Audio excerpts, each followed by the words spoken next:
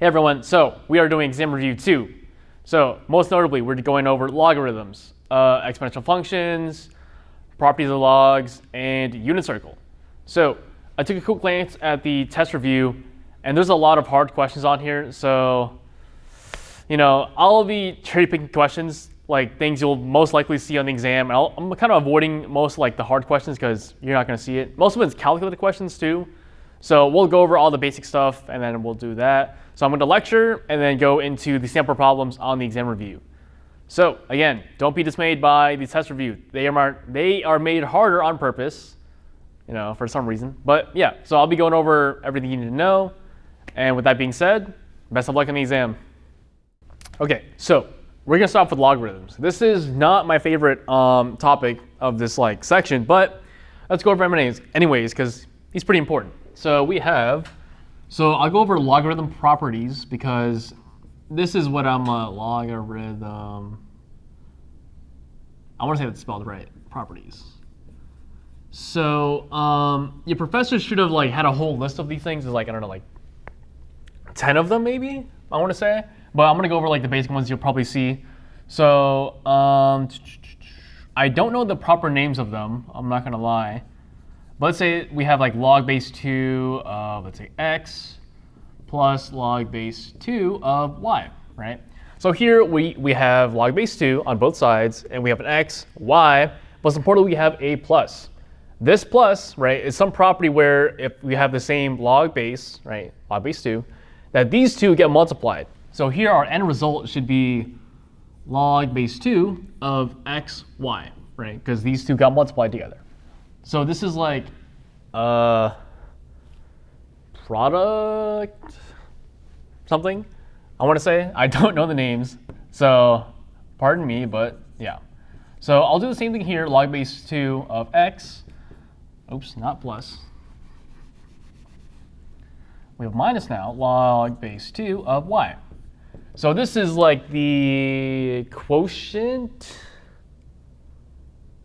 rule, maybe? I don't know. I don't know the names. So log base 2 of now x over y, right? So we have same log and base, so log base 2, x and y, right? But now we have a minus. So here it becomes a division problem where we have x on top, right, and y on the bottom. So keep in mind that this one is always on top, no matter what. The first guy is usually on top. This is I think that's good enough. Actually, let's do, what do we have? I guess I'll do log base 2 of x, and I'll put them to the 3. So here, right, I want to bring down this exponent to the front as a coefficient. I don't know the name of this one either. Basically, this guy turns into 3 log base 2 of x.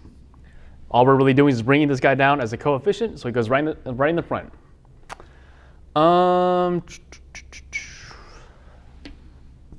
Let's see. So I'll keep the log base 2 of x. Actually, no, we probably shouldn't do that. Let's change this guy into, let's do 8, I guess, and I'll do this out. So we have log base 2 of 8. So I want to turn this into an exponential function instead of a log, because most cases with logs, you don't really get a straight answer, right? So let's get rid of the word and let's put it into math problem. So here, Professor O calls this the African way. I think it's called the exponential form or something like that, right? So whenever we have something like this, it's just by itself, I like to imagine there's an imaginary equals x on the right side. So here, right, so to turn this into an exponential form, we'll take the base. So in this case, we have a 2. So let's do 2. And his power is pretty much equal to whatever's on the right side of the equal sign, right? So in this case, all we have is an x. So we have 2 to the power of x equal to whatever's here. So usually it's a number or some sort of function, or not a function, but yeah, we'll just call it a function for now. Now our problem becomes a log into this, right? So 2 to what power is equal to 8, right? So if we were to do this, right, this x would be equal to 3. And And I want to say that's it for now. These are like the most important or like basic ones I want to cover, because we'll do a lot of these. So in the problems they give you in the test review and on the exam, so we'll go from this like plus this, right, to here. And then you're expected to know also the reverse, right? So when we see like this is multiplied together here, you can also expect like to go back into here. So basically, you take this guy plus whatever's here, right? Self-explanatory.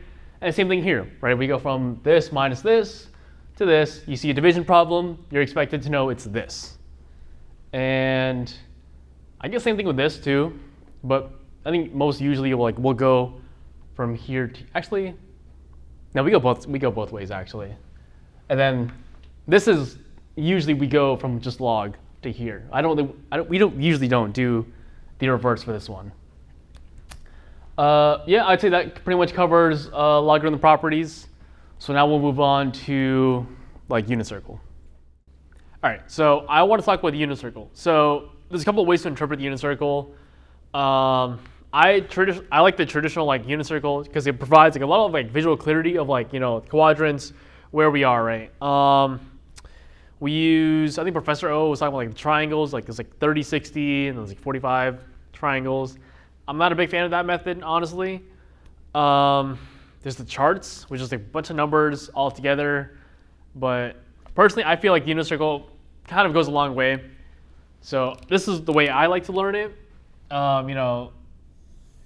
If you like the other ways, then go ahead and use them, right?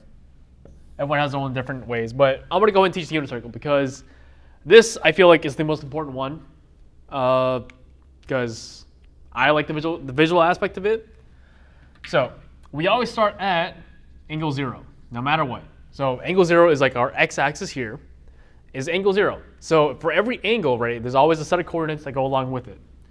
So for angle 0, angle 0, this is going to be 1, 0.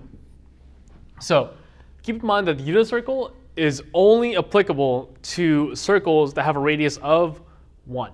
So imagine, right? So center of the circle, and we go out here. Our radius is 1. So the whole logic behind this is that this is equal to 1, right? So 1, 0. I guess I'll build up on this rest later.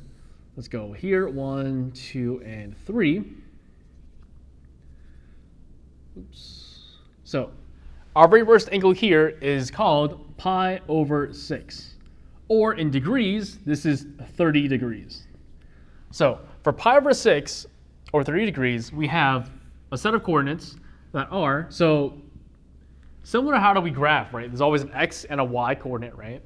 Here, it's the same premise, right? So it's x comma y, but it's now cosine comma sine. So here our cosine comma sine would be square root 3 over 2 comma 1/2. So these numbers are essentially coordinates on the circle, right? So it's basically saying that to get here, we need to go square root 3 over 2 units over, like on the x, and then 1/2 like up is like roughly the translation here. Here we have pi over 4, or in degrees, we have 45 degrees. Here is the most simple one because both x and y are the same coordinate. So we have square root 2 over 2 comma square root 2 over 2.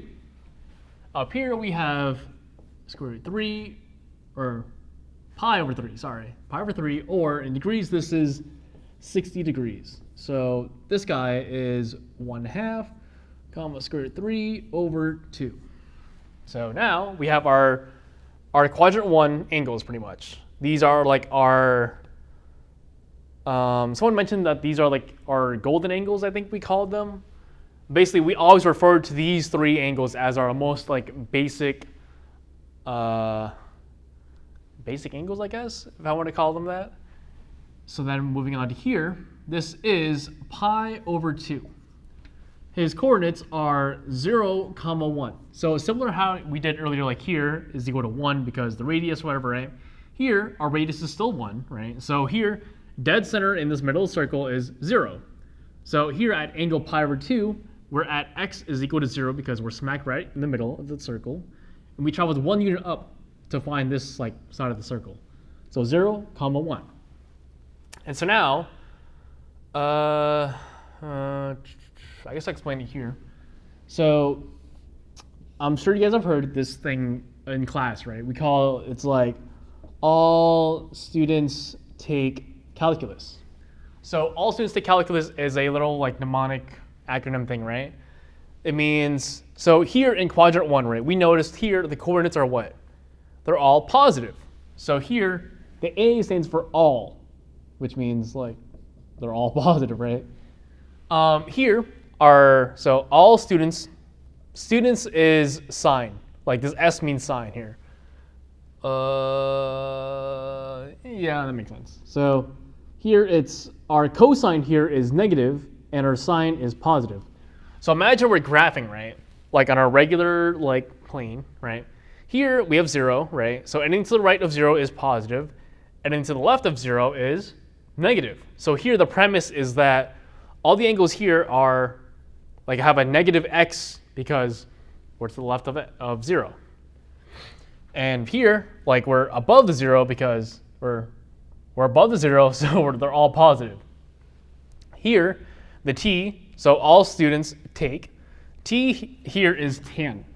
So if tan has to be positive, that either both the sine and cosine are positive, or the alternative is that both sine and cosine are negative, right? So if you look here, we are to the left of 0, and we're also the bottom, or to the left of 0, and we're below 0 here. So negative, negative. All students take calculus. Calculus, the C stands for cosine. So here cosine is positive, and our sign is negative. Because why? Because we are on the right side of this 0 and we're below this 0. So positive and negative. So all students take calculus. So now so let's do quadrant 2. So let me draw the 3 again. We're a little crooked, that's okay. So basically, if I were to envision quadrant 2 as like quadrant 1, right? Basically, I'm reflecting this side of the circle over to this side. So that means here, I'm starting again at over 3 because we're reflecting this side. So we start with 3 again. Here it's over 4, and here it's over 6. If you like catch my drift, right? I'll go into the shortcut as we go on. So here, this is going to be 2 pi over 3. 2 pi over 3. So imagine, we kind of like to imagine like pizza slices, right? So imagine this whole pi over 3 angle, right? So like, let's draw this out. So it's the first angle, second angle, and third angle. So here, our largest slice is pi over 3. So he takes up this whole like circle, right? A whole portion of the circle. So imagine if I had 2 slices of pi over 3, right? So like here, it would be like up to here. Well, I know it doesn't really like scale, right? But basically, the whole premise is that we have 2 of pi over 3. So 2 pi over 3. Oops. Here, his coordinates are pretty much the same as this, right? But we have to take into account what quadrant we're in, right? So if we refer back to here, all students take calculus, right? What do we know about this second quadrant? We have a negative cosine and a positive sine. So I can go back up to here and just kind of translate this over to here. So if I know my cosine has to be negative, right? I have negative 1/2, comma what? Positive square root 3 over 2.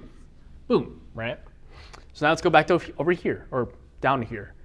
So let's say I had 2 slices of pi over 4, right? So this slice, so if I have 2 of them, let's do this. So 2 pi over 4, right? If I write that out, can I simplify this in any sort of way? Well, yes, right? Because what? So we have a 2 here, and we have 2 times 2 basically down here. So this would be like 2 pi over 2 times 2. These cancel out, and we're left with what? We're left with pi over 2. Pi over 2 already exists, right? So he can't really be the next guy. So now what if I had 3 slices of pi over 4? 3 pi over 4. We can't reduce that any further, so he kind of fits here, if that makes any sense. That was kind of a, I hope that was okay. Basically, we have one slice here, two slices, and then a third slice of pi over 4 here, right? So same logic as we did before, right? We're in quadrant 2, so that means our cosine values are negative. So here I'll do negative square root 2 over 2, comma, positive square root 2 over 2, because why? We're in quadrant 2, right? Blah, blah, blah. This is pi over 4 over 4, so they have the same coordinates basically. Back down to here, so pi over 6, this is 2 pi over 6. Wait, no, this is pi over 6. This would be 2 pi over 6, 3 pi over 6. This would be 4 pi over 6. And now we're left with 5 pi over 6. I hope you follow the whole slice translation thing I go here. So with pi over 6, we kind of skip over pi over 4 because if we notice the degrees, right, we have 30, 45, and 60. If I have 2 of pi over 6, right, that means 30 times 2, which gives me 60. 30 times 3 gives me 90. Oh, I forgot to do this. Oops. This is 90 degrees. Oh, I didn't do this. Okay, so 2 pi over 3. This gives me 120 degrees. This is 135. 35. Oh, I didn't do the coordinates of this guy. Let me write it here. This would be, would it be 160? Hold up. 5 pi over 6 times 180 over pi. This gives me, what is that, 900? 900 over 6. 150. Oops. 150. 150 degrees. So same logic as before, again. So here, it's over 6. So I go to my over 6 guy. So here, same rules apply, right? So we have negative cosine. So negative square root 3 over 2, comma, 1/2, right? So now we're left with here. So here is our special guy, pi. So remember when we talked about conversions between radians and degrees, we always did like, it's something over pi, or pi over 180, or 180 over pi, depending which way you're going. So here, when I calculated the degrees of this guy, right? So I did 5 pi over 6 times 180 over pi. I did this way because the pi's need to cancel out because I want degrees. So I'm going from radians to degrees. So these two cancel out, and I'm left with degrees on top. So this would have been 900 degrees over 6, and we do that, and we get 150. So pi is like our, oh, I didn't explain these. So I call them like our like flagship angles. They're kind of like references we use to pretty much quick calculate where we are, right? So we have 0, 90, or pi over 2, pi, 3 pi over 2, and then back to 2 pi.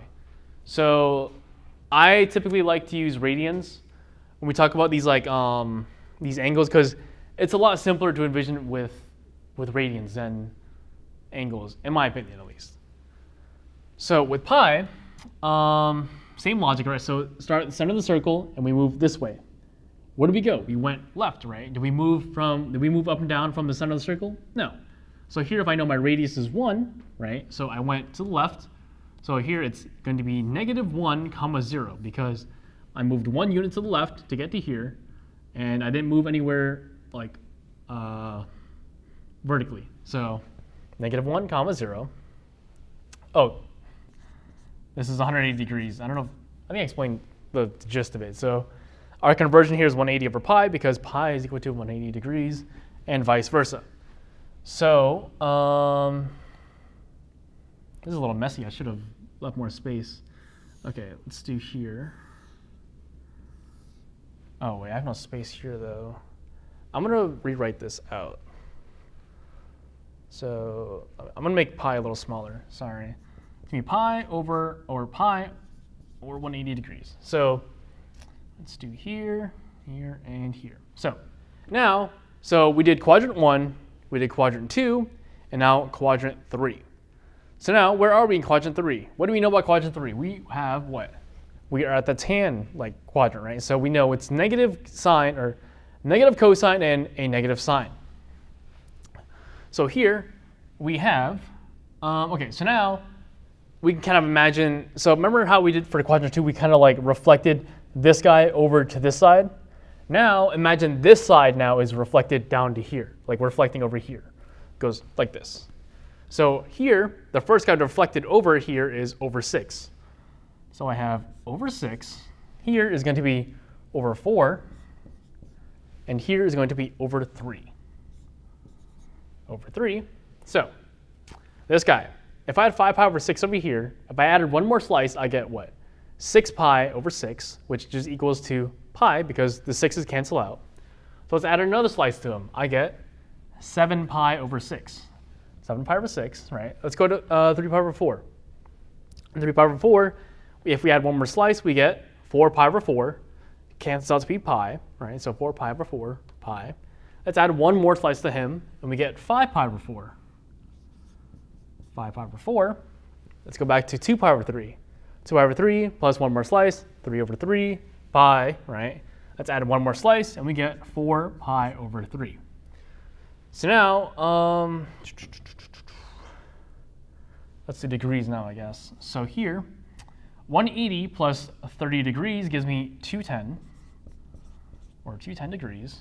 5 pi over 4, 210 plus 15 degrees gives me 225. 225. And 225 plus another 15 gives me 240. 240 degrees. So now let's do the coordinates. So again, right, we see over 6. We automatically associate them to pi over 6. So here, where am I again? I'm in quadrant 3. So we know it's what? Negative, comma, negative. So here, same thing applies, right? I'm going to grab the coordinates from our over 6. So here, it's going to be a negative square root 3 over 2, comma, negative 1/2. Following along, we have over 4 again. So bring him down, and then apply the negatives. So negative square root 2 over 2, comma, negative square root 2 over 2. Let's go back to over 3, right? I'm bringing these coordinates down to here, and applying the negatives. Negative 1/2, comma, negative square root 3 over 2. And so now we have yet another flagship point. Earlier I talked about him. This is going to be 3 pi over 2, or in degrees, this is going to be, so we have 0, 90 degrees, 180. 180 plus another 90 gives me 270. 270 degrees. And his coordinates, right? So again, logically, we're going to start from the center of the circle, and we're going to go down 1 unit, right? So I didn't move anywhere left and right. I only went down. So I stayed in the center, which is 0, 0, 0, 0. This becomes 0, comma, negative 1. So now let's move on to the last quadrant. This is going to be quadrant 4. So 1, 2, and 3. So 270. 270 plus another, oh wait, sorry, I didn't do the explanation. So again, right, so let's go to here. So now this quadrant gets reflected over this like axis. So we're flipping it over here. So the first guy that gets flipped over when we go here is going to be over 3. Over 3. Over 4 is always in the middle. This is over 4, and over 6 goes here. So 4 pi over 3 plus one more slice of him gives me 5 pi over 3. He can't be broken down any, oops, that is really ugly. He can't be broken down any further, so we're going to leave him as is, 5 pi over 3. Moving on, we have 5 pi over 6. If we added one more slice of over 4 to him, we get 6 pi over 4, which gets reduced to 3 pi over 2 because we can divide by 2. So let's add another slice to 6 pi over 4, and we get 7 pi over 4. 7 pi over 4. And 7 pi over 6 plus one more slice, 8 pi over 6 gets reduced to 4 pi over 3 because we divide by 2 on both sides. So let's add another one to him. We get 9 pi. Wait, hold up. 7, 8, 9. 9 pi over 6 gets reduced to him. 9 pi over 6, yeah. Yes. So 9, 10 gets reduced to him. So here it's going to be 11 pi. 11 pi over 6. And so now let's do our coordinates, right? So we see over 3, right? Over 3, or over 3. Bring him down. Oh wait, I forgot to do degrees. So 270 plus 30 gives me 300 degrees. 300. This is going to be 315. And this is going to be 330. So it's always going to be 15 degrees between the angles here in the quadrants. And it's going to be 30 between like our, the ones closest to the, what do I call them? Flagship, or flagship like angles. They're pretty much just the axes. We use them as references, or at least I do. So let's bring a coordinate. So we see over 3, we get over 3, bring him down. What do we know about quadrant 4? We know that he's what? Positive cosine and negative sine. So we go to here, and we have what? We have, what did I just say?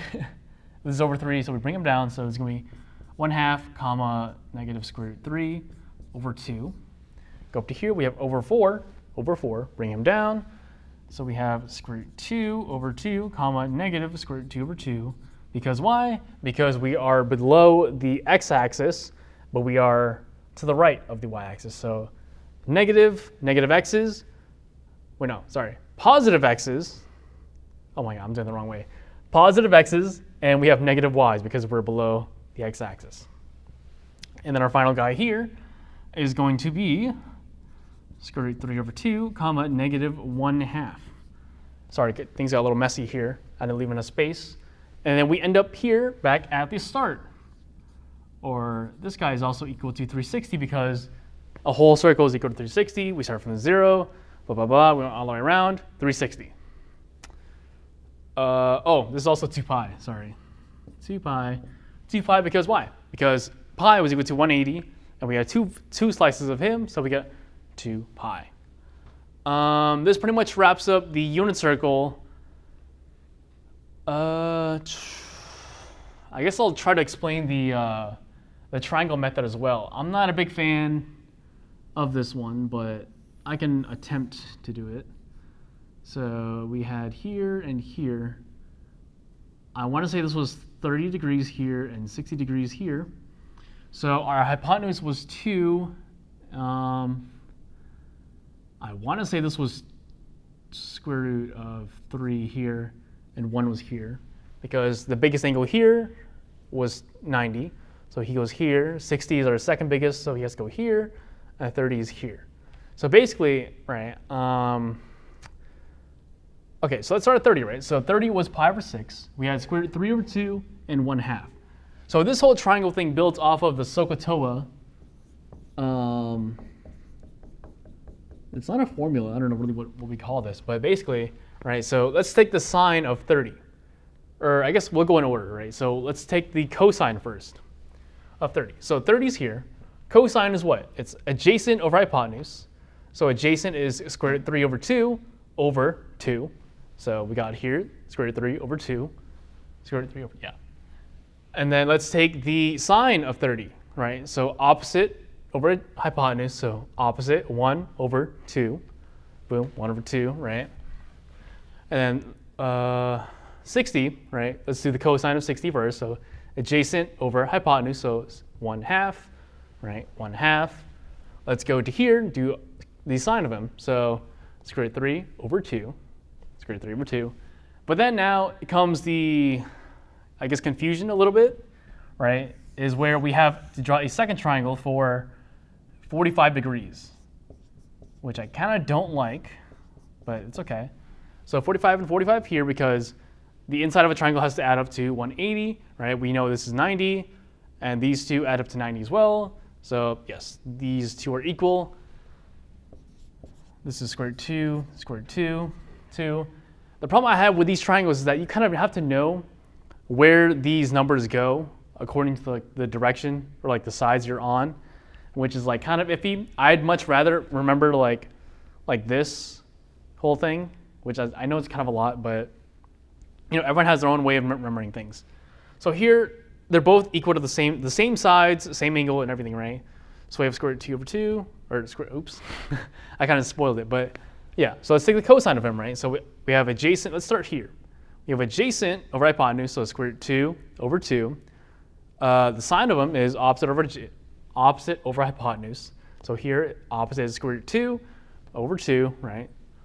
And etc. It's going to be the same thing, right? So they add up. Square root 2 over 2, square root 2 over 2 over 2. What am I missing? Oh, right. So I'm glad that Professor O went over this.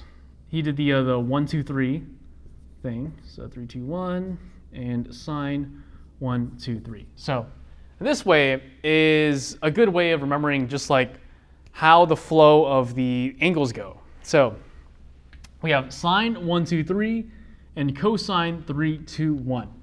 So we know that sine is like our y, right? So it's here. So let's notice the pattern. We have sine 1, 2, and 3. Cosine of 3, 2, and 1. If you get my gist, right? Things do get a little like tricky when we go this way, right? So here we start from what? Sine 3, 2, and 1. And then we have cosine of 1, 2, and 3. So I'd recommend the cosine 1, 2, 3, or sorry, cosine 3, 2, 1, sine 1, 2, 3.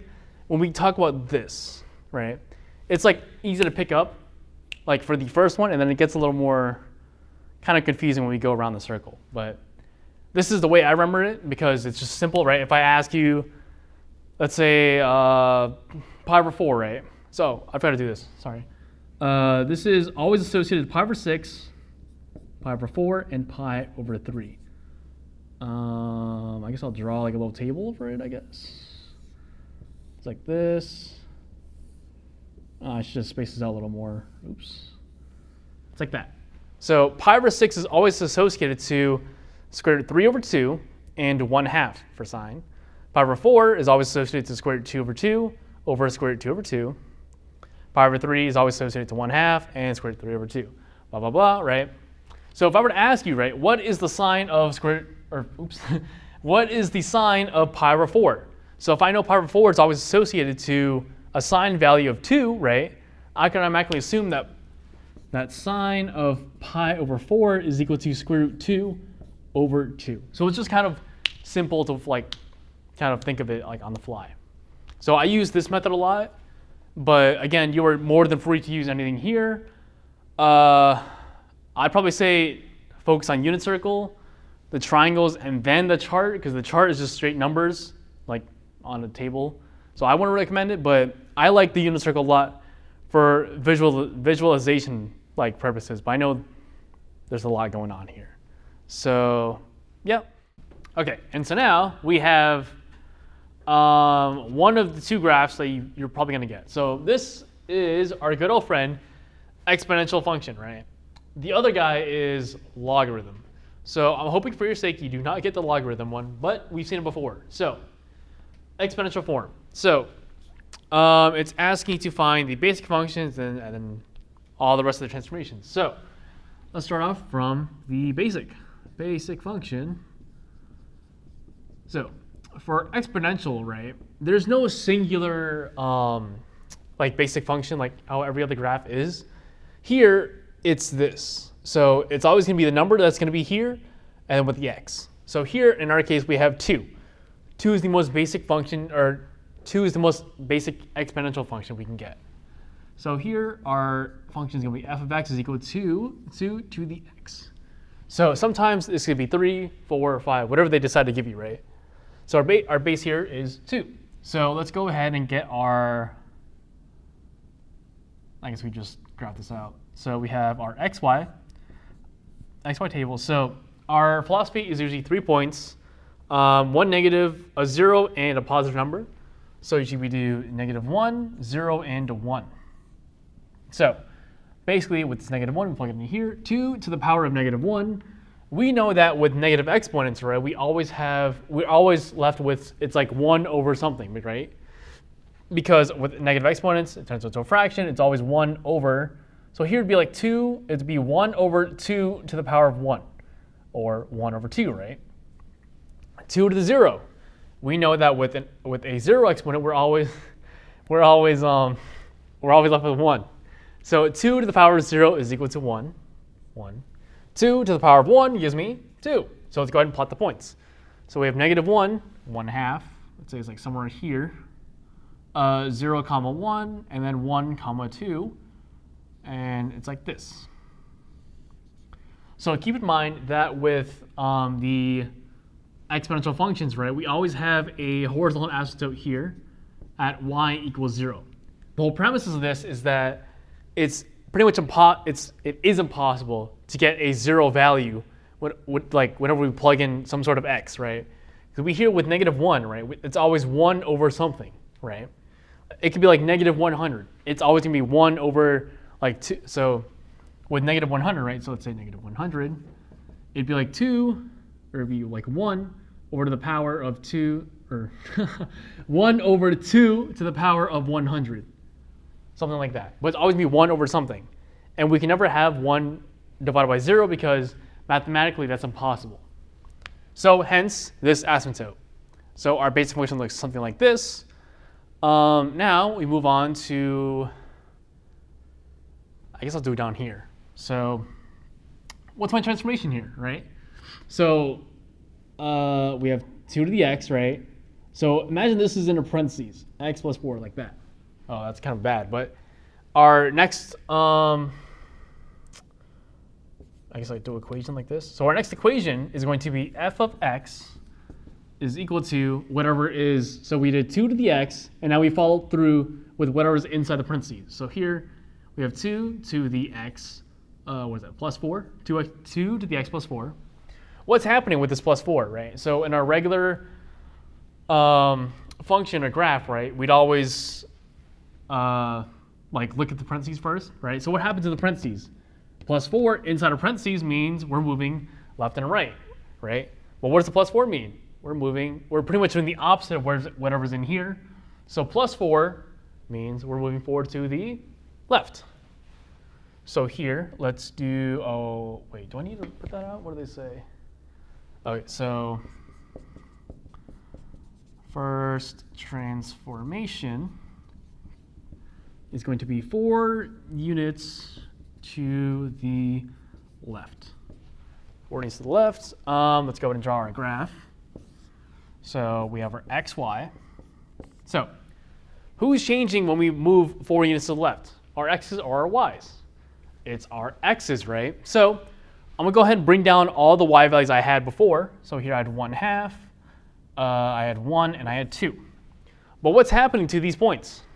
We're moving 4 to the left, right? So that means we're what? We're subtracting 4. So negative 1 minus 4 gives me negative 5. Negative 5. 0 minus 4 gives me negative 4. And 1 minus 4 gives me negative 3. So let's go ahead and plug these points in. Negative 5, 1/2. Negative 5, 1/2. Negative 4, 1. And negative 3, 2. So connect the dots, something like this. Don't forget our asymptote. Our asymptote did not move this time around because we only moved horizontally. So this is still y equals 0.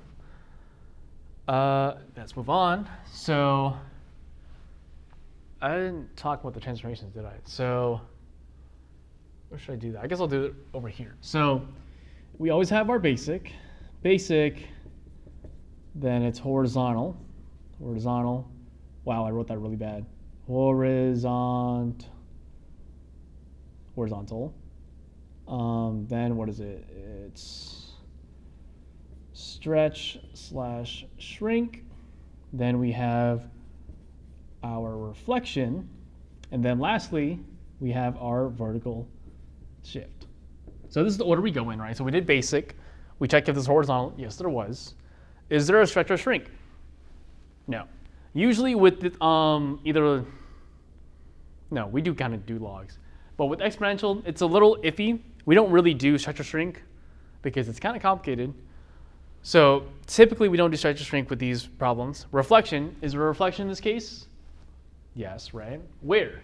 It's on the outside of the parentheses. So here, let's do, equation is what? it's going to be f of x is equal to negative 2 to the x plus 4. So first off, what is this reflection doing, right? It's on the outside of our parentheses. Oh my god, I'm off with these parentheses today. Hold up. So we have parentheses x plus 4. So the negative is on the outside of the parentheses. So that means who's getting affected? Our x's or our y's, right? So on the outside of the parentheses, it's always going to be affecting our y's. Because it doesn't really matter what we put up here. It's always going to be multiplied by the negative on the outside. Hence, our y values are being affected. So what did I put? I put second transformation is what? It was a reflection across what axis now? So if I know that,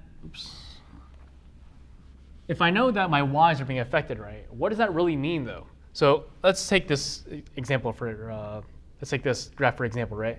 If I know my y's are being reflected, right? Whose axis am I going over? Am I going over? So let's say this was like what? It was -5, and let's do -4.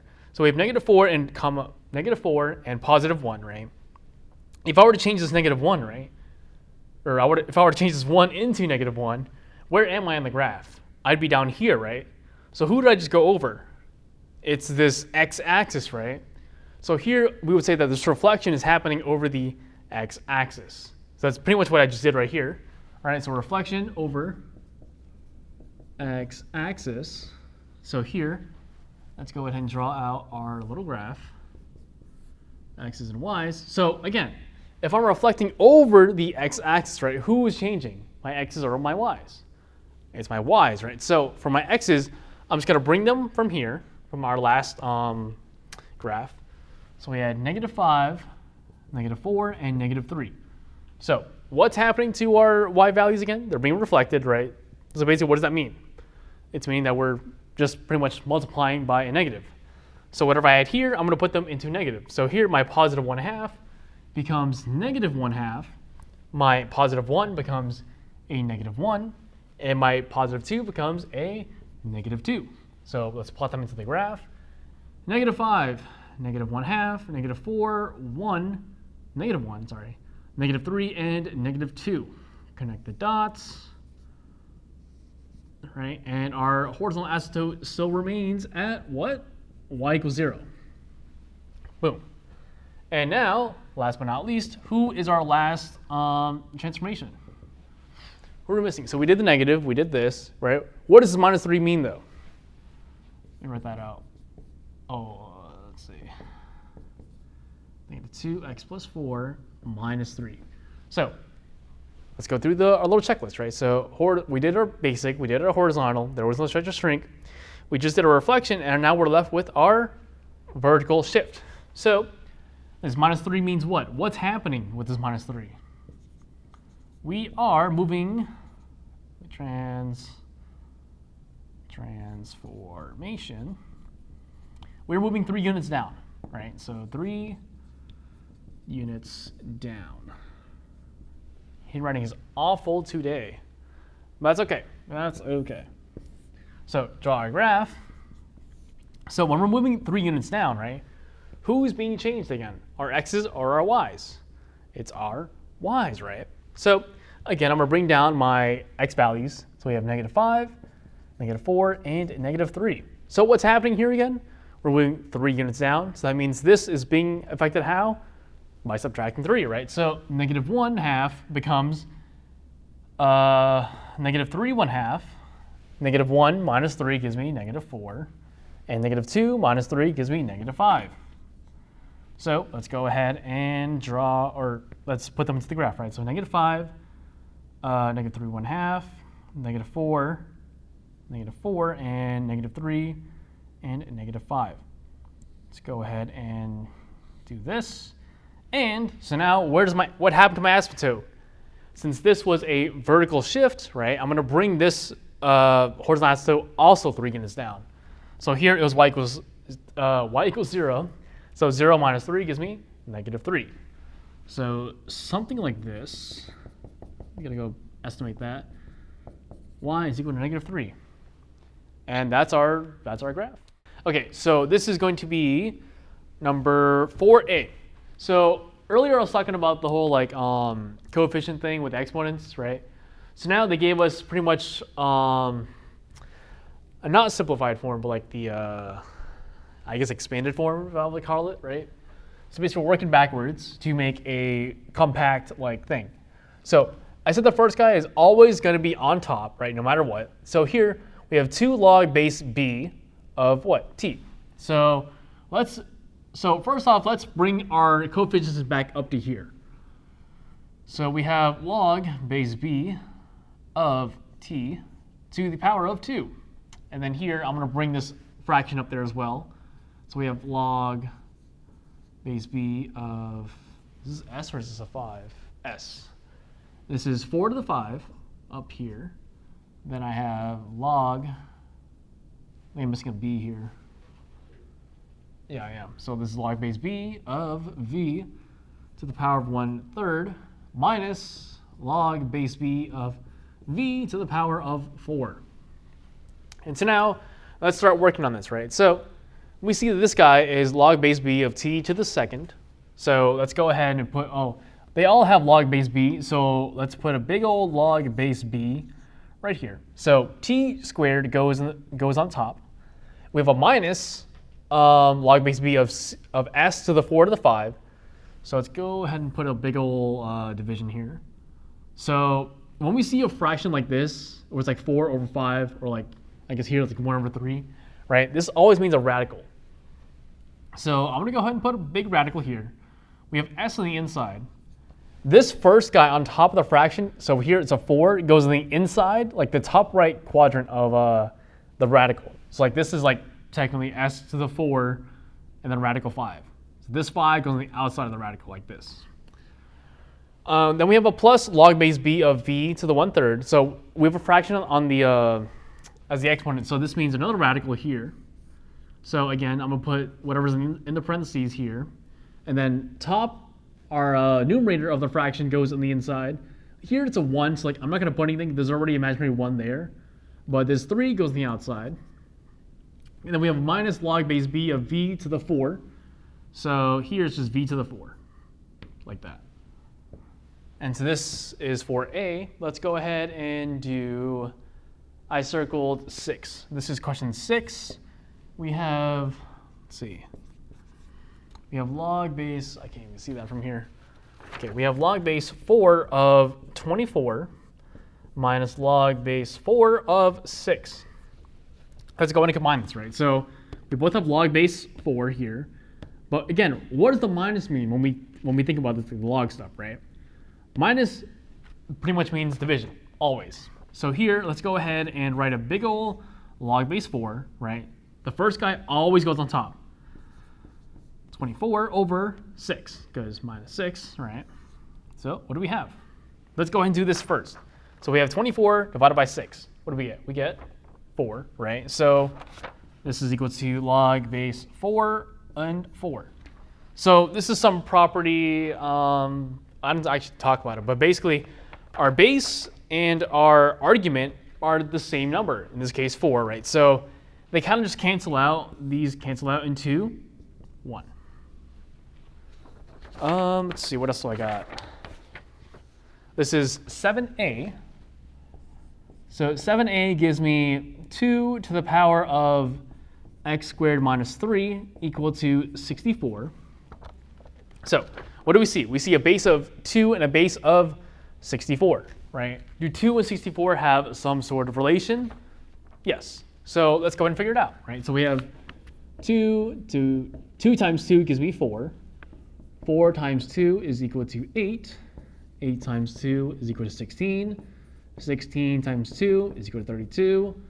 32 times 2 gives me 64, right? So this was 2 to the power of 2, 2 to the 3, 2 to the 4, 2 to the 5, and 2 to the power of 6. So let's go ahead and simplify the 64 into 2 to the 6th, right? So we have 2x squared minus 3 is equal to 2 to the 6th. So now, another property that I didn't talk about, but basically, we have the same base here and here, so 2, right? We can kind of just cancel them out and bring down whatever exponents we had here equal to each other. we have x squared minus 3 is equal to 6. So let's go ahead and solve for x, right? So we have x squared is equal to 9 because we moved the 3 over. So x squared equals 9. Let's square both sides. X is equal to plus or minus 3.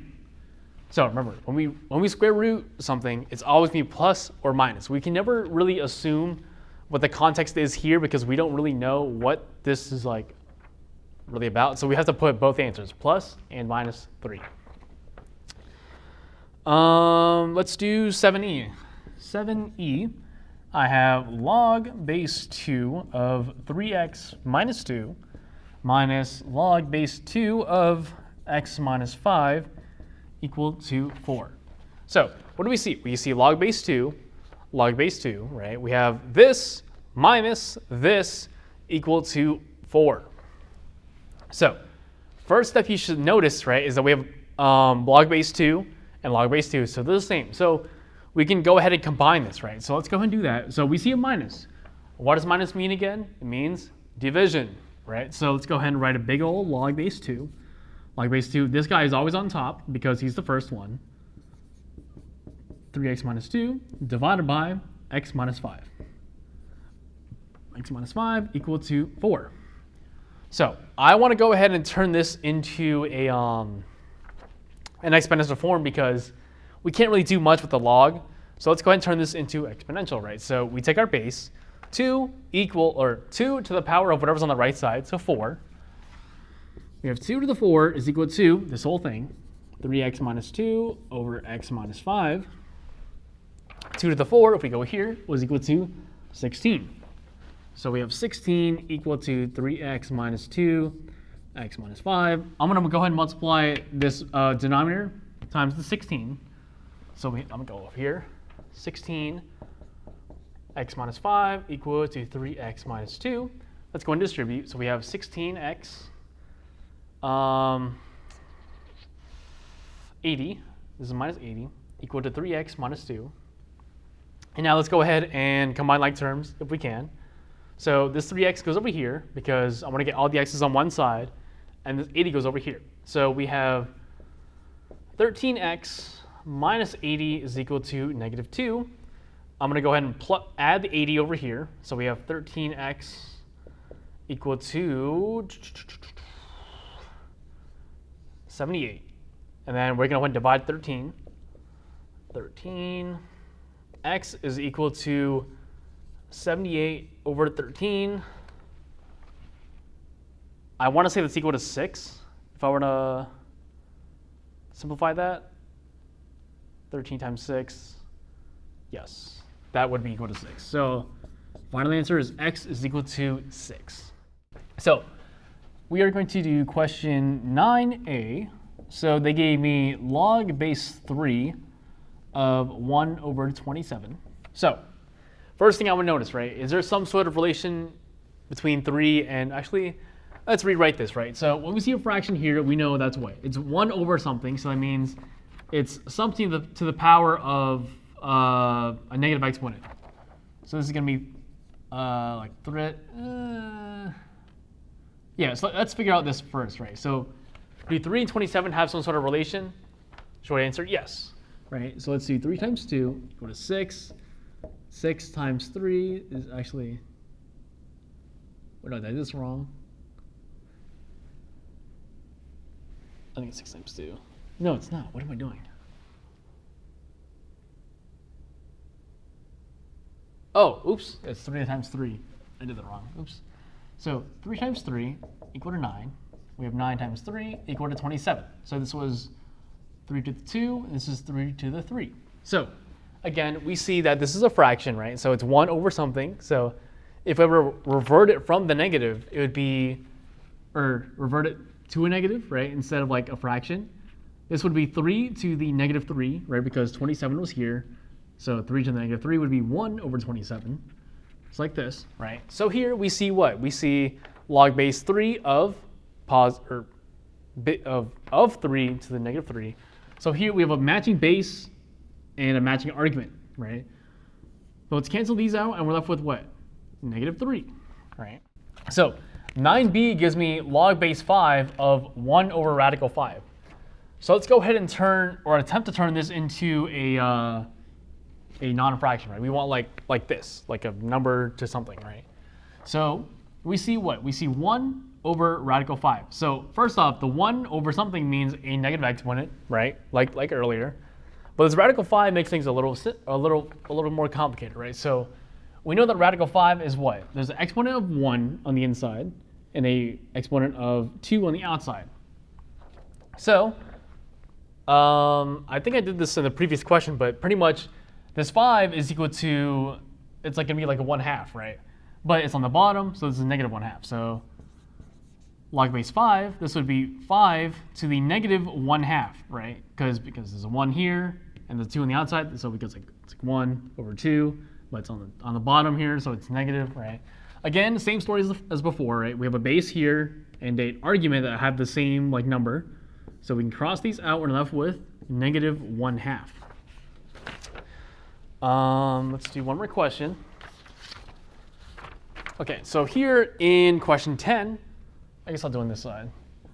Question 10, I'm asked to find the domain of this function, which is f of x is equal to log of x plus 2 over 3 minus x.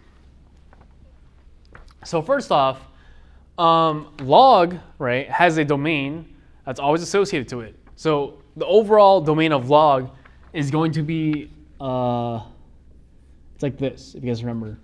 Pretty much we cannot have a negative or a 0 on the inside of the parentheses here because it's just not possible to have a negative log or a log of 0. So our domain is going to be pretty much any positive number. But we see a fraction here, right? So with a fraction, right, there's always a separate domain for that, right? So basically the bottom cannot equal 0. So let's do the him first. Let's do 3 minus x equal to 0. So let's go ahead and move the x over. So 3 is equal to positive x. So that means that pretty much our domain here cannot be equal to 3, is what it's saying. So I'm going to do like that. And now for our overarching like domain is going to be positive numbers. So let's take the bottom, or let's take our numerator in this case. It's going to be x plus 2 equal to 0. Move this guy over. X is equal to negative 2. It can't be negative 2 because remember, right? What's our domain of log? It has to be a positive number, and it cannot be 0. So when I put in negative 2 into here, I get what? It's 0 over something. 0 divided by something is always going to be 0. We cannot have that, right? So our two constraints here, or I guess it would be 3 actually, is that x cannot equal 3, x cannot equal negative 2, and it cannot be equal to, or it can't be a negative number. So I guess here we'd have to do a number line. So our most negative number is negative 2. 3 goes here. So let's go ahead and test our number line, I guess. So negative 3. So I'm going to plug it into here. Right? So negative 3 plus 2 gives me negative 1 over what? Negative 3, or 3 minus negative 3 would be, what's that, 6? So it's going to be some sort of negative number. We cannot have that. A number between negative 2 and 3 would be 0. That says 0. We have 2 over 3. 2 over 3 is positive. He's okay. 3 and infinity, right? So it would be, let's say, 4. 4 plus 2 gives me 6. 3 minus 4 gives me a negative. So this is a negative number. So here, my only realistic choice for our domain would be from negative 2 to 3. But these are not included because why? Our numbers cannot be 3 and they cannot be negative 2. So our domain here, domain would be from negative 2 to positive 3 in parentheses because, again, they cannot be 3 or negative 2. Let me double check my answers just in case. This is number 10. Number 10 gives me, yes, so from negative 2 to positive 3. Okay, and so for number 14, we have f of x is equal to log base 2 of negative x plus 2. So again, right, so we're going to go through the basic stuff. So what's our basic function here? So our basic function for log is usually just log. So here we have f of x is equal to log base 2 of x. That's really about it. So let's go ahead and draw our good old friend. Have our xy table. So log's a little different when it comes to graphing. So usually we start off with our x's, right? So like we have like -1, 0, 1, right? Here, our x's actually go into our y category. I'll explain as we go. So we have -1, 0, and 1, right? So our 3 basic points. So if I were to rewrite this log into like exponential form, right? Because I think exponential form is a lot easier to process, right? So there's an imaginary equals y on this side. So to turn this into exponential, we take our base, 2 to the power of whatever's on the right side, so y, equal to x, right? So this kind of explains how we got to here now. So now we're kind of inputting the y's into our x's. That makes any sense, right? So 2 to the power of -1 gives me what? It'd be 1/2, right? Because negative numbers give me a fraction, right? So 1/2. 2 to the power of 0 gives me 1. And 2 to the power of 1 gives me 2. So let's go ahead and slap on our points. So we have 1/2, comma -1. We have 1, comma 0, and 2, comma 1. So connect the dots, and we are looking something like this. So here, right, remember how with exponential form or exponential function, right, with an asymptote of like y equals 0? Here, it's actually going to be x equals 0. Because here, it's impossible to get a 0 on this side because that's just how logs is. There's no possible way to get a 0. So here, my asymptote is x equals 0. So let's look back at here, right? Let me write out. I guess I'll write on this side. So we have our basic. We have our horizontal. We have our stretch, shrink. We have our, it should be a reflection, I think. Reflection, and then our vertical. So we did our basic. Is there a horizontal shift? Let's go back here. So inside, yes, there is, right? So what's our transformation? What does that transformation? What does that plus 2 mean? Fx is equal to log base 2 of x plus 2. So this plus 2, right, means we're moving 2 steps to the left because we do the opposite of what is on the inside. Let's go ahead and draw this out. So if we're moving 2 units to the left, right, who's changing? X's or y's? It's our x's. So let's go ahead and keep our y's again. So -1, 0, and 1, right? So what happens to these points again? We're moving 2 steps to the left. So it'd be 1/2 minus 2. This would be -1/2. 1 minus 2 gives me -1, and 2 minus 2 gives me 0. So we have -1/2, -1 here, -1, comma 0, and 0, comma 1. Connect our dots, and here we have it. So remember, right, where was our asymptote at? It was at x equals 0. Here we did a horizontal shift, right? So this guy also has to move with us. So our x equals 0 minus 2 gives me x equals -2. Our little makeshift thing, -2. Boom. Okay, moving on, right? So we got our basic, we got our horizontal. Is there a stretch or shrink? No, not really. So let's cross them out. Is there a reflection? Boom. Yes, there is, right? But now, where is that reflection, right? He's inside the parentheses. So what does that mean? That means, oh my God, we are reflecting over what axis if he's on the inside? It would be our y-axis. So here, what am I doing? Well, log base 2 of -x plus 2, right? So we're reflecting over the y-axis. So who's changing when we're reflecting over the y-axis? It would be our x values, right? So hold up. xy tables. So if our x's are changing, we're going to keep our y's, right? So -1, 0, and 1. So what's happening to our x values? If they're flipping over the x-axis, right, these values are going to become we're pretty much going to slap on a negative because it's a reflection, right? So -1/1/2 becomes +1/1/2. -1 becomes +1. And 0 becomes just 0.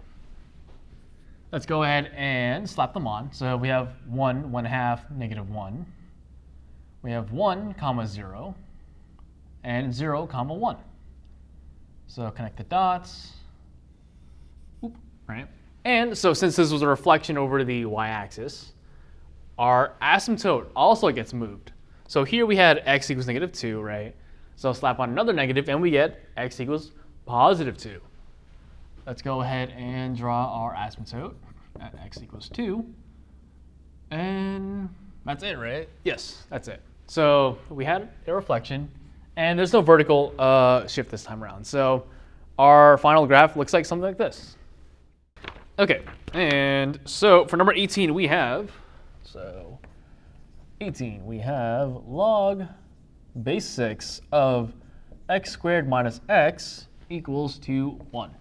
Okay, cool. So what do we see, right? We see log base 6 of this whole thing equal to 1.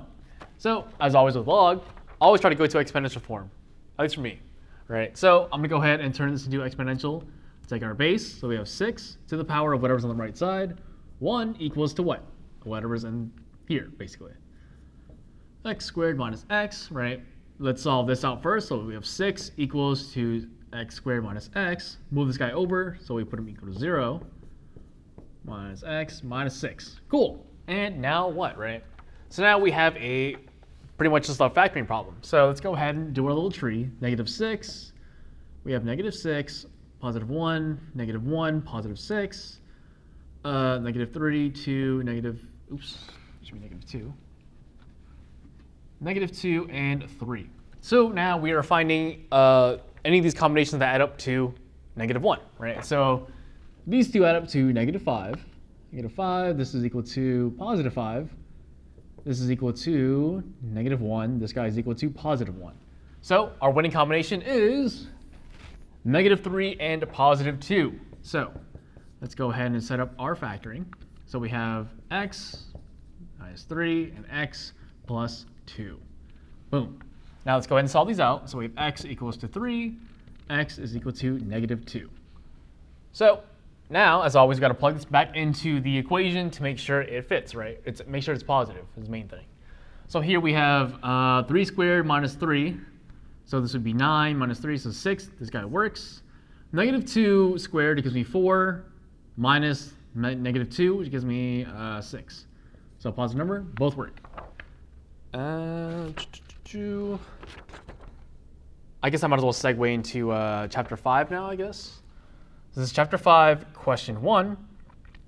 It's asking me to convert the angle in degrees to radians. So I have 480 degrees, right? So we convert this, how? It's always pi over 180 because we're trying to get rid of the degrees, right? If you guys ever taken stoichiometry, this is like simply like canceling out the units, right? So here we cancel the degrees and we're left with pi, right? So here we have 480 pi over 180. So personally, if I see like it's like a big number over a big number, but we have zeros here, I just like to kind of like remove them for like simplicity's sake. So we have 48 pi over 18. So the most basic way I like to do it is kind of brute forcing it and just kind of dividing by 2 until we can't divide any longer. So divide by 2, we get what? 24 pi over, what is that, 9? So 24 and 9, what else can we divide by? We can divide by 3. So let's do 8 pi over 3. And that should be our winning combination for this one. And then now we'll do the reverse. So let's go ahead and do, oh, this is 1a. Oops, this is 1a. Now I'm going to do 2c. 2c gives me -5 pi over 4. And now they want me to convert the angle radians to degrees. So again, we want to do 180 over pi, because now we want to cancel out the pi's and get degrees, right? So we're left with 18 times 5 gives me 900. 900 degrees over 4. Let's see. Oof. Let me do this. So we have 900 divided by 4, right? So 4 goes into 9 2 times. 8, we're left with 10. This goes in 2 times again. What is that? 8, 20. This goes into 5 times. So 225. This is equal to 225 degrees. Cool. So I'm going to go ahead and do number 5. So they gave me find a positive angle less than 360 or 2 pi that is coterminal with the given angle. So let's do A first. So they gave us negative 890 degrees. So just in case, right? So when we deal with negative angles like this, right? So let me draw out the little circle, right? So we always start at angle 0. Remember that, right? So this is 0. And so for negative, or when we read angles normally, right, we go this way. We go counterclockwise, right? But for negative, we go the opposite way. So here we're going clockwise. So let's go ahead and kind of go through our cycles, right? So we know an angle, or we know a circle is equal to 360 degrees. So let's go full circle. So we land at what? Negative 360. Let's go another time. Negative 720, right? Can we go a third time? No. So that means our angle here is somewhere after a second rotation. So let's take 890 and subtract 720, right? We're left with what? 0, this is 7, and 1. 170. So if we go 170 through here, what do we get, right? So here is 90, or negative 90, I should say. Negative 90, and this is negative 180. So he's landing somewhere around here. We're left with 10 degrees here. So now the original question asked to find a positive angle less than 360 or 2 pi, that is coterminal, right? So basically now we know this is negative 170 here, negative 170. So now let's go back to the original, right? 0. Let's go now this way to get positive and land in the same place. So again, right? So let's go here, 0, 90, 180. And then now I'm finding the dividend, or not dividend, like the difference between these two, which is 10 degrees, right? So I went 180 and then plus 10, which gives me 190. 190 degrees. That is my answer here. Okay, now let's do 5b. They gave me, what in the world? Okay, they gave me 21 pi over 10. So this is a little more confusing, I'd say, right?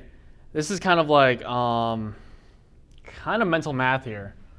So basically, 21 divided by 10 gives me what? Basically, this is saying that I'm going at least 2 pi. So this is, okay,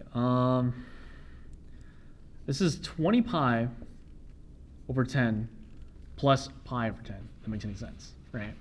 If I were to break this down, 21 divided by 10 gives me 2, right? And I'm remaining a pi over 10. So the 20 over pi is the same thing as 2 pi, which we know is 2 pi is a full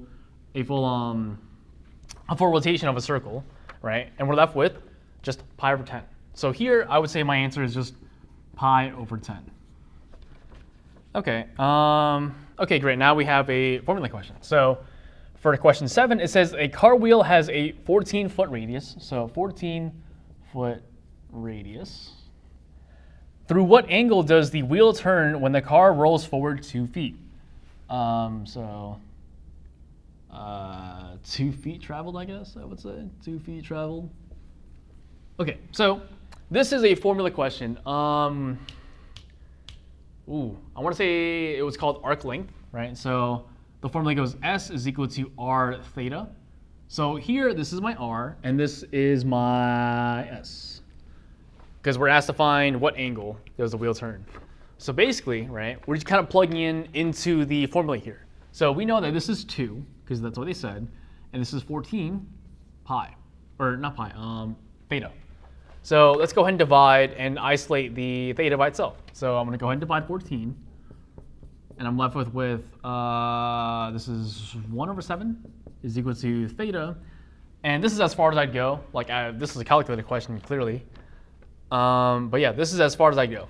So if they ask you this on the exam, just leave it as a fraction, like this. I had one more. I had a couple more questions. So this is question 9. They gave me a triangle diagram actually. Triangle. This is B, C, and A. They said that this is equal to 7. This is 5, and they want us to find tan. So find tan of theta. Oh, this is theta. Theta. Okay, so this is a SOHCAHTOA question. SOHCAHTOA. So what do we know tan is, right? If we look at SOHCAHTOA, right? Tan is the last one, so opposite over adjacent, right? So from here, what's opposite? It would be 7, right? So 7 over what? Over adjacent, which is 5. So tan is just 7 over 5. Okay, and so for number 14, we have, I don't know the Pythagorean identities, I want to say. Pythagorean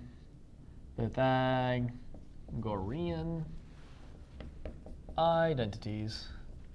So this was on one of those days where like the professor kind of just rants and like gives you a bunch of like information and stuff, right? So the most important one I want you to remember is sine squared theta plus cosine squared theta equal to 1, right? So this is the pinnacle. This is our like foundation for the whole thing, right? All these are our identities. They're pretty much just formulas that we use. We play around with them a lot when it comes to like this chapter and the next exam. More so the next exam than this one, but yeah. So sine squared theta plus cosine squared theta is equal to 1, right? So there are 2 other ones. So this is the most basic one. If you remember this one, we can get the other 2 pretty simple. So let's say I wanted to divide everything here by sine squared theta, right? So each term gets divided by sine squared theta. Sine squared theta, right? So sine squared theta divided by sine squared theta gives me 1, right? 1 plus, what's cosine over sine? It should be our good old friend, cotangent squared theta, sorry. 1 over sine squared theta gives me cosecant theta, cosecant squared theta. Let's go ahead and erase this, right? So we divided everything by sine squared theta. Now, who's the other guy that's not sine? It's cosine, right? So let's divide everything here by cosine squared theta. Cosine squared theta and cosine squared theta. So sine squared theta divided by cosine squared theta gives me our good old friend, tangent squared theta. Cosine squared theta divided by cosine squared theta gives me 1. And what's 1 over cosine? It is secant squared theta. Boom. And with that being said, we have our 3 trig identities. So I'll do both of them. I'll do all 3 of them, actually. Sorry.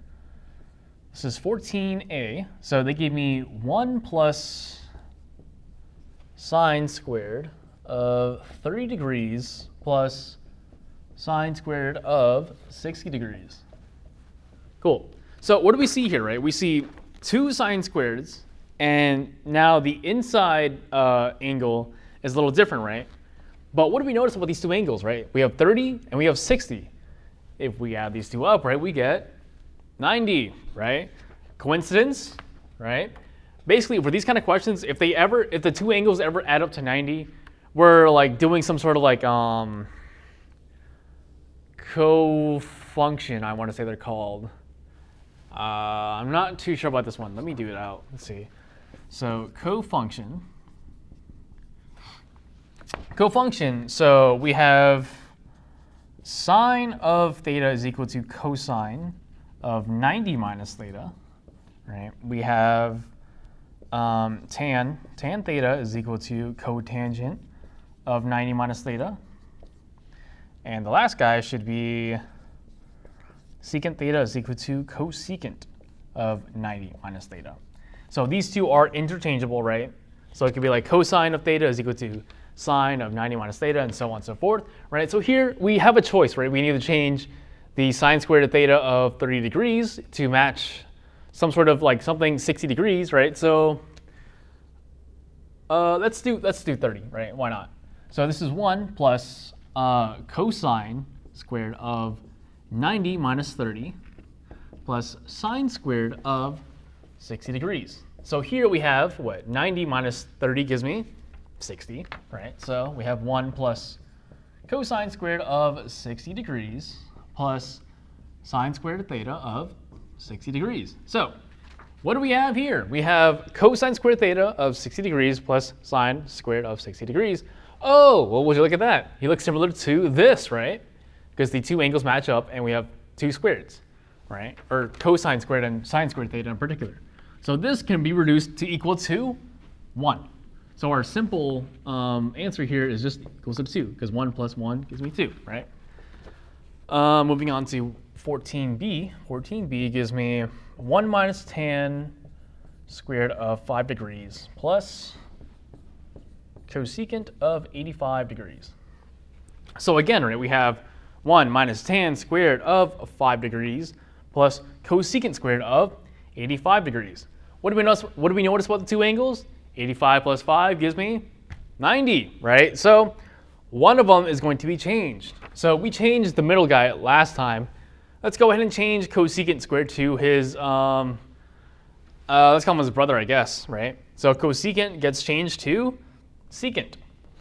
So again, right, we have 1 minus tan squared of 5 degrees plus secant squared of 90 minus 85, which was 5 degrees. So now our new guy is 1 minus tan squared of 5 degrees plus secant squared of 5 degrees. Let's look over here, right, at the identities. We have, so which one of these three has tan squared and secant squared? It'd be this one, right? So tan squared plus 1 equals secant squared. So here,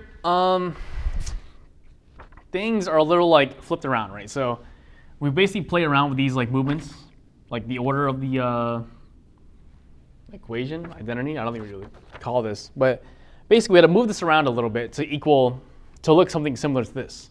So let's say I want to look like this, right? So it's going to be secant squared minus tan squared. What I could do is you kind of just move this guy over here, and I'm left with secant squared theta minus tan squared theta equal to 1, right? So basically this whole thing here can be equal to 1. So I have 1, just plus 1, I guess, because this is equal to 1, right? So 1 plus 1 gives me 2. 14c gives me cosine of 70 degrees times sine of 20 degrees plus the sine of 70 degrees times the sine of, no, the cosine of 20 degrees, sorry. So here we have kind of like a double operation kind of thing, right? So we see cosine times sine and sine times cosine. Let's look at the angles, right? Yet again, right? We have 70 and 20. 70 plus 20 gives me 90. So basically what I'm doing here is I want to keep a constant angle between all of these. So I can either choose to have all the angles in 70 degrees or all the angles in 20 degrees. We had a small angle here, so let's keep everything in 70 degrees, just for like a little change, right? So here I'm going to do cosine of 70 degrees times, who's sine's brother that we can change him into? Go over here, we can change into cosine. So cosine of 90 minus 20 would give me 70, right? So we have cosine of 70 degrees again. So here we have 70 degrees, so we leave him as just as him.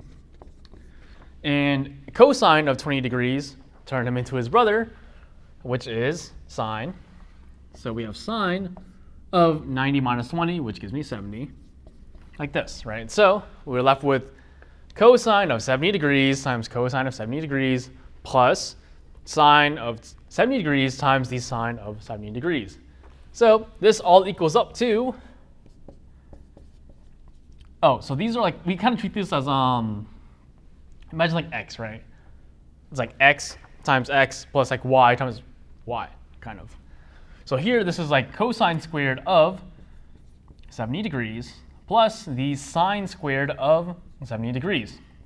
keep in mind, right, whenever we do these kind of things, we never touch the angle on the inside. We'll touch more on that next exam, but for now, do not touch anything on the inside, only on the outside. So here we're left with cosine squared of 70 degrees plus the sine squared of 70 degrees. Oh, who does that look similar to? This guy, right? Sine squared theta plus cosine squared theta is equal to 1. So all this is really equal to is 1. Okay, and so for number 15, we have a point on the terminal side of angle theta is given. Find the exact value of the stated trigonometric function of theta. So I'm going to go ahead and do part B or part C, sorry, because this is the most complicated one. So they gave me a coordinate of -5, -6, and to find tan of theta. So all this really is, right, this coordinate is pretty much, we're just plotting, right? So imagine -5, -6, right? Where are we? If I drew like little grid, right? -5, -6. Let's say it's like somewhere here, right? So here I'm drawing a triangle, pretty much. Drawing a triangle here. This is my theta. So they gave me what? They gave me -5 here. So -5 is my cosine, and -6 is my sine. So -5, -6, right? This lines up because quadrant 3 is negative, right? -5, -6. And we're asked to find tan. So if we do SOHCAHTOA, right? Where's tan? Tan is what? Opposite over adjacent. So from here, from theta, right? What's my opposite? It's -6, and my adjacent is -5. So here, tan of theta is just -6 over -5, or simply it's just 6 over 5 because the negatives cancel out. And then I have question 20. 20 is it's stating, use reference angles to find the exact value of the expression. Do not use a calculator. So let's do part A. I have sine of 5 pi over 3. So reference angles, if you don't remember, right? I'll draw it out. So first off, where is -5 over 3, right? So here it's pi over 3. This is 2 pi over 3. This is 4 pi over 3. So 5 pi over 3 is somewhere around here, right? Pretty much we're seeing where does this angle land, right? We're in quadrant what? This is quadrant 4, right? So quadrant 4, right? What do we know about quadrant 4? What's positive and what's negative? So quadrant 4 is positive cosine and negative sine, right? Because we're on the right side of the y-axis and we are below the 0 here. So positive, negative. Pretty much we're saying, what's the most simple angle of this guy, right? So basically we're just looking at the denominator, right? It's just over 3. So this is some sort of variant of sine of pi over 3. But, right, where do we land again? We're quadrant 4. What do we know about quadrant 4? What is sine? He's negative. So put a negative right there. Boom. There we go. Now we have our reference angle set up. And so now, what's the value of sine of pi over 3, right? So personally, I do sine 1, 2, 3. So here, my sine is what? It's 3. So this is, I'm going to reduce this whole thing by square root 3 over 2. And I'm put on the negative here, and that's my answer. Negative square root 3 over 2 because blah, blah, blah, right? I could do one more. Let's do 20b while I'm right here. 20b, I have tan of 7 pi over 6. So 7 pi over 6 lands where? If I draw my little circle, right? So we have 0, we have pi over 6, we have 5 pi over 6, 7 pi over 6. So somewhere around here. And also, we can also determine he's past pi because 7's bigger than 6, right? So he goes over a little bit. Okay, so now, where do we land? We landed in quadrant 3. What do we know about quadrant 3? Who's positive, who's negative, right? So here, we have negative, negative. But tan is a positive here, right? Because tan is sine over sine, or sine over cosine. So sine over cosine, we have negative over negative, which gives me a positive. So here, what's my most simple angle here? It's going to be something over 6. So let's do tan of pi over 6. Tan of pi over 6. And what's my sign here? What's the sign of tan in quadrant 3? It's going to be a positive. So here, the question is now just what is tan of pi over 6? So let's do sine of 1, 2, 3 and cosine of 3, 2, 1, right? So this is pi over 6. Pi over 6 is a row. No, this would be column, sorry. Column, right? So we have what? 1/2. 1/2 over what? Square root 3 over 2. So the way I like to do fractions, dividing fractions over a fraction, right, is I kind of draw arrows. So the two closest ones in the middle, draw an arrow, and the two furthest, draw an arrow. So the arrows mean to multiply. So let's start on the top, right? So we have what? 2 times 1 gives me 2, and these two give me what? 2 square root 3. So the 2's, we can kind of cancel them out, and we're left with 1 over square root of 3. But we cannot have a square root on the bottom, right? So we have to, what's it called? Rationalize. So we have to multiply this denominator to the top and bottom. So we have this times this, right? So multiply across, and we're left with radical 3 over 3. Because a radical times itself, we kind of just reduce, or we kind of get rid of the radical, and we're left with just whatever's on the inside. So we have radical 3 over 3. Cool. Okay, so this question isn't on the exam review, but I can probably bet my life that you'll probably see some sort of variant of this on the actual exam. So I pulled this off a worksheet that we did, or I just have it kind of here. So we have 2 to the 5x is equal to 7 to the x plus, or x minus 1, right? So what do we notice about the bases, right? 2 and 7. Do they have anything in common in terms of like exponents? No, right? So now this is going to be an ugly question, right? So what we have to do is slap on an ln to the front. So we have ln 2 to the 5x is equal to ln of 7 to the x minus 1. So when we have this into ln form, right, what we can do is take our exponents and bring to the front, right? This to the front, kind of like what we did with logs, right? When we expanded it, right? So here we have 5x ln of 2 equal to, I'll put this in parentheses, x minus 1 times ln of 7. So what we can do is now, well, this is complete, so we'll write this again. But we have to distribute this side. So x to ln of 7 gives me x ln of 7 minus ln of 7, right? So what do we notice now, right? We have to move the x's all to one side. So let's go ahead and do that. So we have 5x ln of, oops, this is ln of 2. ln of 2 minus x ln of 7 equal to negative ln of 7. So now we have all the x's on one side, right? So let's go ahead and factor them out, right? So we have x, we have 5 ln of 2 minus ln of 7 equal to negative ln of 7. So now that the x is kind of isolated on the outside here, what we could do is what? We can divide this whole thing, right, and isolate them completely.